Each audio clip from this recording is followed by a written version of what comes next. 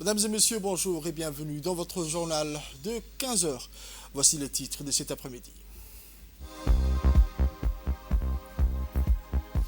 Vers une gestion durable des déchets à Diki.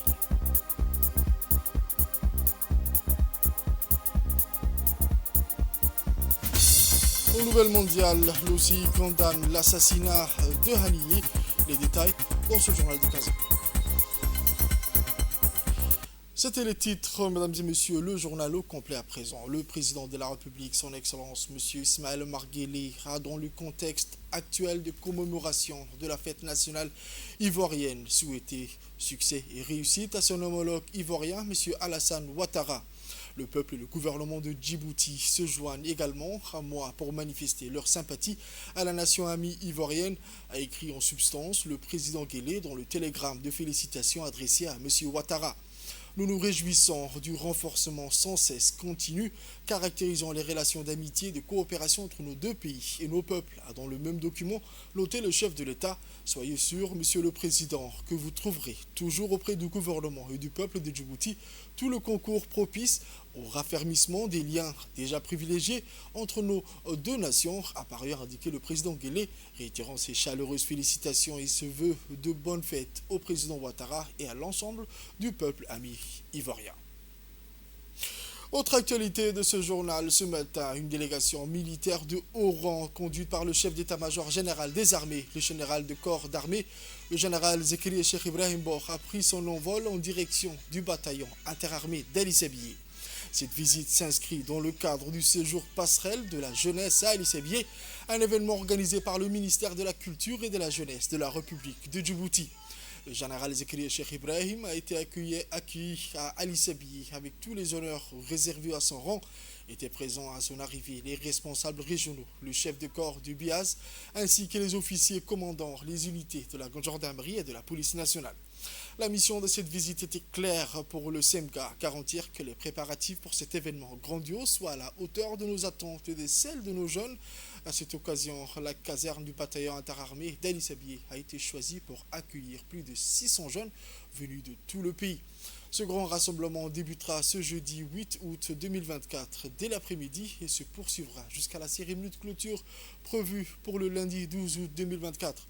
Le général Zekriye Cheikh Ibrahim, avec sa délégation, a inspecté les lieux pour s'assurer de l'avancement des travaux d'installation et des derniers préparatifs. Cette visite de terrain a permis de vérifier que tout est en place pour recevoir ces jeunes dans les meilleures conditions possibles. Le séjour passerelle de la jeunesse est un moment fort pour notre jeunesse, un rendez-vous unique pour promouvoir l'unité nationale, le développement personnel et l'esprit civique parmi les jeunes djiboutiens. Ces jeunes participeront à une série d'activités enrichissantes allant des ateliers éducatifs aux quiz culturels et c'est jusqu'à la cérémonie de clôture prévue pour le lundi 12 août 2024.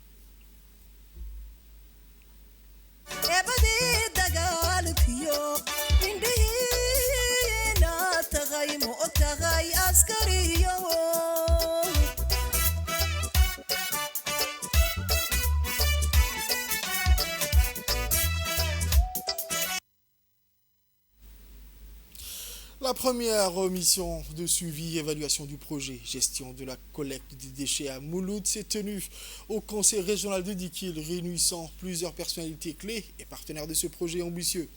Un projet exécuté par l'Association nationale de collectivités locales de Djibouti et financé par l'Association internationale des maires francophones démontre l'engagement de l'ANCLD à travailler en étroite collaboration avec les organisations de la société civile pour le développement régional, notamment sur l'environnement et la gestion des déchets dans la région de Dikil. L'objectif principal de cette mission était d'évaluer les progrès réalisés jusqu'à présent et d'identifier les défis rencontrés. Cette initiative vise à améliorer le cadre de vie des habitants de Mouloud en instaurant une gestion efficace des déchets ménagers, contribuant ainsi à un environnement plus propre et plus sain. Les discussions ont également porté sur la sensibilisation de la population aux nuisances des déchets ménagers et sur l'importance d'un changement de comportement pour assurer la réussite de ce projet.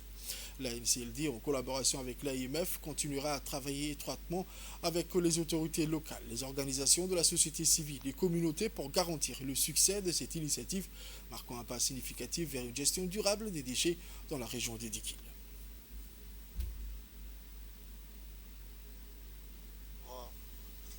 faire un état de lieu de l'avancement des activités que nous avons réalisées dans le cadre du projet qui nous lie avec l'ANCLD.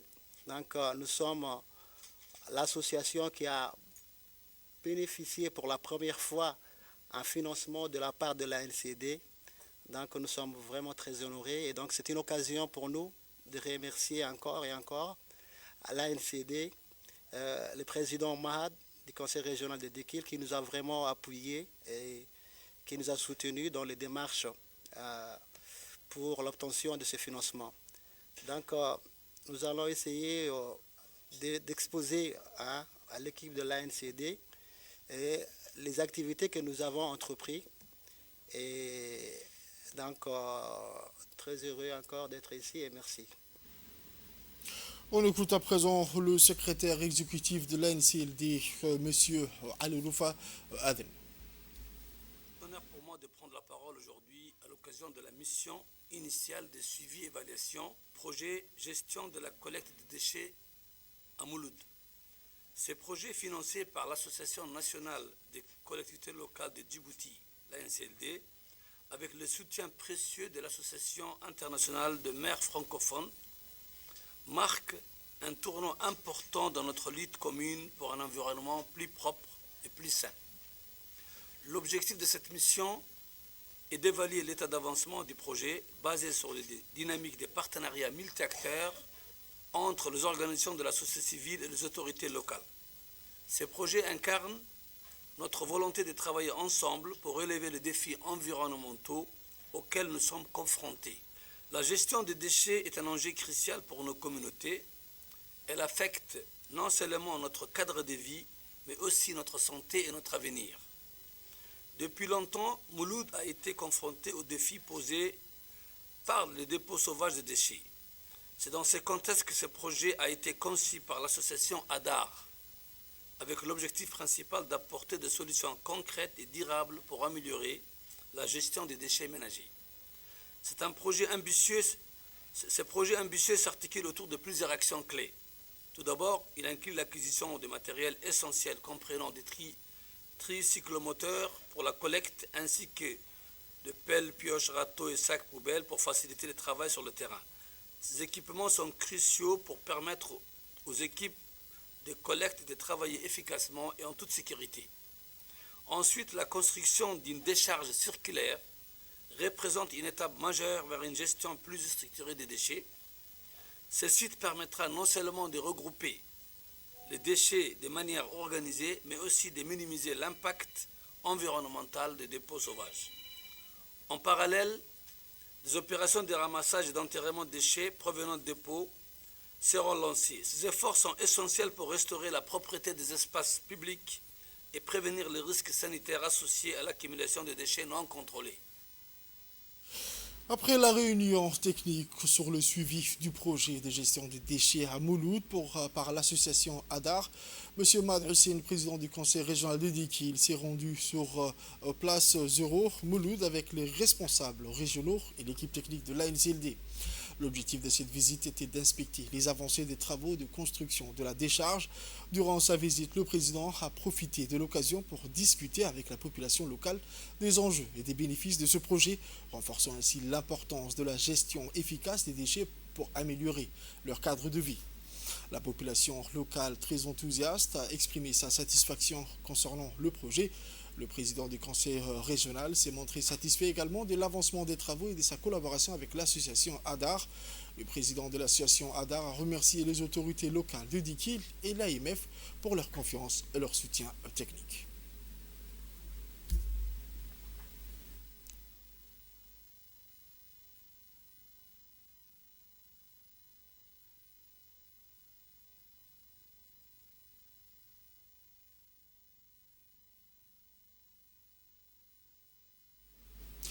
Grand format de ce journal à présent, la coopération entre Djibouti et le Japon atteint de nouveaux sommets avec la construction d'un pont moderne respectant les standards internationaux au niveau de la Palmeraie.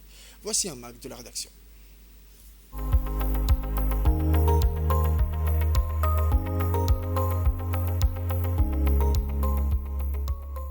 La coopération entre Djibouti et le Japon atteint de nouveaux sommets avec la construction d'un pont moderne respectant les standards internationaux au niveau de la Palmeraie. Les relations entre Djibouti et le Japon sont marquées par une coopération étroite et diversifiée couvrant plusieurs domaines essentiels. L'assistance japonaise à Djibouti se concentre sur le développement économique et social, le développement des ressources humaines et le renforcement de la stabilité régionale. Ces projets d'une importance capitale pour le désengorgement de la ville de Djibouti est financé par le gouvernement japonais sous forme d'un don non remboursable d'environ 5,944 milliards de yens japonais, soit environ 37 millions de dollars, inscrits dans le cadre du renforcement des infrastructures essentielles de Djibouti. Ce projet illustre la profondeur des relations bilatérales entre les deux pays.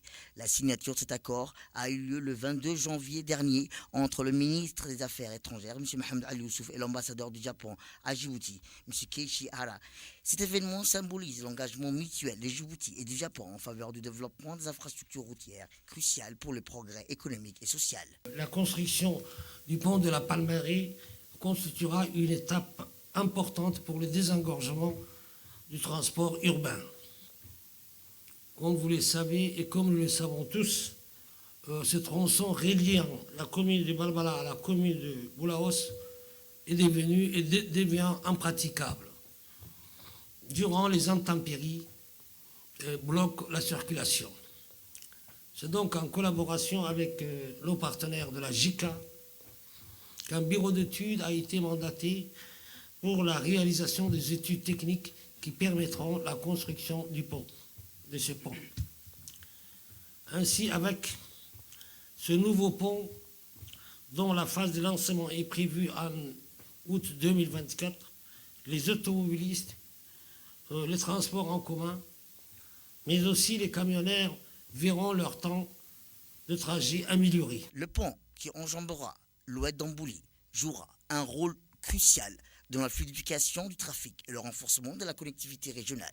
Cette initiative, supervisée par l'Agence djiboutienne des routes avec le soutien technique de la JICA, marque une nouvelle étape dans le partenariat stratégique entre Djibouti et le Japon. L'Agence djiboutienne des routes est à pied d'œuvre pour la préparation des sites d'installation de chantier et la réalisation d'une déviation temporaire qui progresse à un rythme soutenu. La construction de cette infrastructure de grande envergure demeure une priorité pour le gouvernement, visant à absorber un volume croissant des véhicules tout en renforçant la sécurité des biens et des personnes. Les usagers quotidiens de cet axe ont longtemps souffert des embouteillages engendrés par les crues de l'oued d'Ambouli. Désormais, telles situations ne seront plus que des souvenirs du passé grâce à ce projet majeur et tant attendu. Ce projet d'une portée nationale révèle une dimension à la fois sociale et économique, alignée avec les priorités du gouvernement. L'Agence djiboutienne des routes rappelle l'importance du respect des mesures de sécurité tout au long de la période des travaux. Je tenais tout d'abord à remercier la JICA pour son implication et le gouvernement du Japon qui a voulu soutenir ce projet d'importance capitale pour la mobilité urbaine de Djibouti. Cet axe est emprunté par plus de 37 000 véhicules par jour. Et comme vous pouvez le constater, l'ADR est mobilisé pour préparer les sites d'installation de chantier et surtout pour préparer la déviation qui permettra aux usagers de pouvoir circuler en toute sécurité durant les travaux. Ce qui est important de savoir, c'est que la préparation et la conception des infrastructures routières nécessitent du temps et surtout des ressources importantes. Et le gouvernement convaincu du nexus de développement économique et infrastructure routière a mobilisé les ressources nécessaires pour concrétiser ce projet. Il est aussi important de savoir qu'en mois d'août sera lancé au Japon l'appel d'offres qui permettra de sélectionner l'entreprise et il est aussi prévu au mois de novembre de démarrer ces travaux. Djibouti se positionne ainsi comme un acteur majeur du développement régional grâce à ce projet ambitieux d'infrastructures routières. Cette initiative témoigne de la détermination du pays à transformer son paysage économique et à offrir de nouvelles perspectives à ses citoyens. Direction le Nord à présent, où sous l'égide du secrétariat d'État chargé des sports, que la sous-direction régionale d'État Tadjoura a clôturé les activités sportives estivales par une cérémonie grandiose sur la plage de Fia. Cet événement attendu est préparé avec soin, un rassemblé sportif officiel et habitants de la ville offrant un spectacle de haut niveau et une ambiance festive. Au programme de cette journée mémorable, des grandes compétitions ont été programmées, notamment le beach football et le beach volleyball. Ces disciplines bien adaptées au cadre paradisiaque de la plage de Fia ont permis aux participants de démontrer leurs compétences et leurs talents. La cérémonie de clôture a été honorée par la présence de plusieurs personnalités, notamment le préfet adjoint, M. Habib Djilani, le vice-président du conseil régional, M. Abdelkader Maki, le directeur des régions du secrétariat d'État chargé des sports, M. Omar Hassan, ainsi que plusieurs autres responsables du secrétariat d'État chargé des sports. La journée s'est conclue par une cérémonie des remises des trophées, un moment fort attendu par tous les participants. Les vainqueurs des compétitions ont été récompensés et honorés devant leur public. Une chose est sûre, entre Tadjoura qui s'affirme comme un foyer de talent et de compétition sportive de qualité, nul doute que cette dynamique positive se poursuivra, permettant de nombreuses autres réussites et événements sportifs à venir. Aux nouvelles mondiales à présent, je vous le disais dans le titre, l'Organisation de la coopération islamique, l'OCI, a tenu une réunion urgente à Jeddah, en Arabie Saoudite, mercredi, pour aborder l'escalade des tensions et les questions de souveraineté régionale au Moyen-Orient. L'Assemblée des ministres des Affaires étrangères a notamment réagi aux incursions en territoire iranien.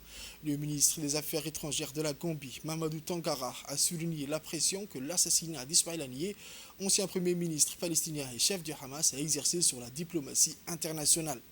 À l'issue de cette réunion, les 57 nations de l'OCI ont publié une déclaration imputant à Israël, la puissance occupante illégale, la responsabilité de l'assassinat du chef du Hamas. La réunion de l'OCI a pour but de favoriser une réponse unie à ces défis en plaidant pour des résolutions pacifiques et le respect et la souveraineté de toute la région. Avec le changement climatique qui décime leur bétail, les éleveurs Maasai du Kenya se tournent vers l'élevage de poissons pour s'en sortir. La sécheresse entre 2020 et 2023 a tué presque 100 vaches et 250 moutons de Charity Oltinki, une éleveuse Maasai. Pour survivre, elle a créé un étang à poissons avec l'aide du gouvernement. Le gouvernement a fourni des tilapias du Nil et des aliments pour poissons.